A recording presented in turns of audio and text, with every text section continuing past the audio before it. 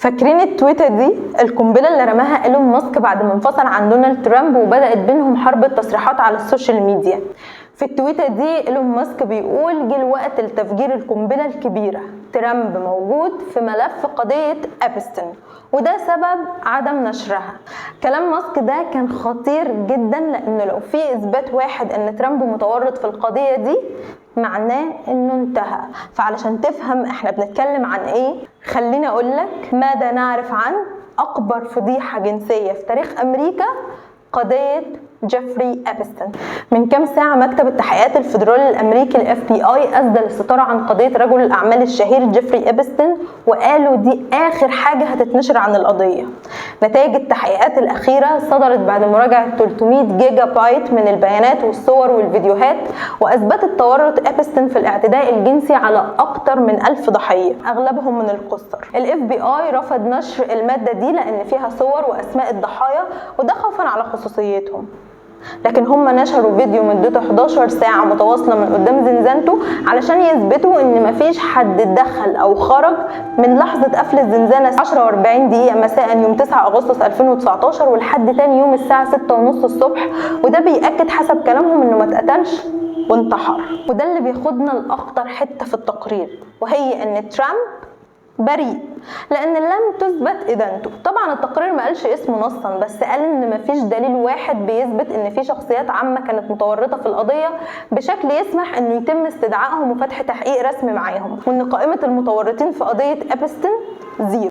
الكلام ده طبعا ما عجبش ناس كتير وشككوا في ذمه القضاء الامريكي، وقالوا انهم طمسوا الادله علشان يداروا على ناس مهمين، ومن ضمن الناس دي كان ايلون ماسك اللي علق بشكل ساخر وحط عداد كله اصفار وقال: بص كده عدد الناس اللي تم اعتقالهم في قضيه أبستن. قضيه أبستن المتورط الرئيسي فيها رجل الاعمال الامريكي الشهير جيفري أبستن، واحده من اكبر واخطر واقذر القضايا اللي عرفها المجتمع العالمي، وممتده لاكثر من 20 سنه.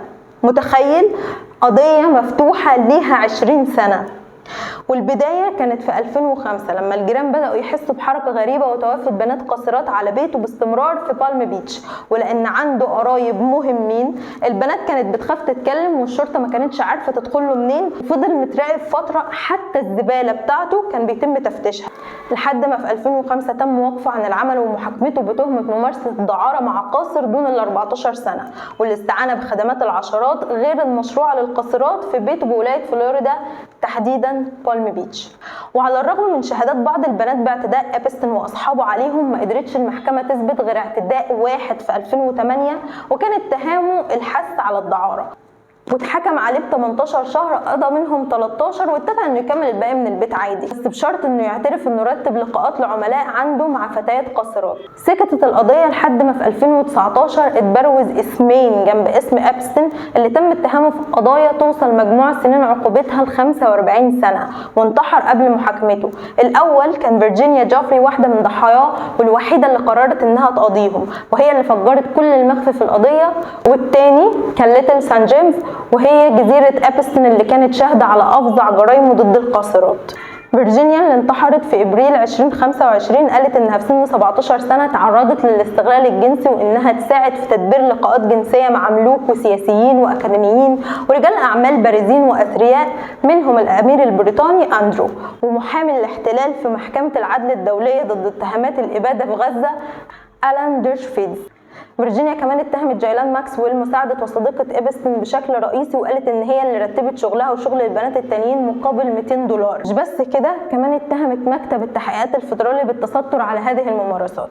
فيرجينيا شجعت بنات تاني تعمل زيها بس تحت اسماء مستعارة ورفعوا دعاوى ضدهم، انتهت بان ماكسويل يتحكم عليها ب20 سنة سجن بتهمة الاتجار بالفتيات لممارسات غير مشروعة في 2022. كمان الصحفية جوانا سيوبرج قدمت ادلة كتير ورطت عدد من الشخصيات منها الامير اندرو اللي اتهمته بالاعتداء عليها 3 مرات في 2001 في جزيرة ليتل سان جيمس، واللي سوت معاه القضية بعد كده ب 13 مليون دولار، وبنفس المبلغ تقريبا سوى قضيته مع فيرجينيا في 2022. اسماء كتير ارتبطت بقضية أبستن، اي حد كان يعرفه او ركب طيارته اسمه اتذكر رغم عدم توجيه اتهامات حقيقية ليهم، وابرزهم دونالد ترامب اللي ركب طيارته 7 مرات، الرئيس الامريكي السابق بيل كلينتون، بروس ويلز، كاميرون دياز، كيت بلانشيت، وكيفن سبايسي، نعومي كامبل، ليوناردو دي كابريو، وستيف هوكينج.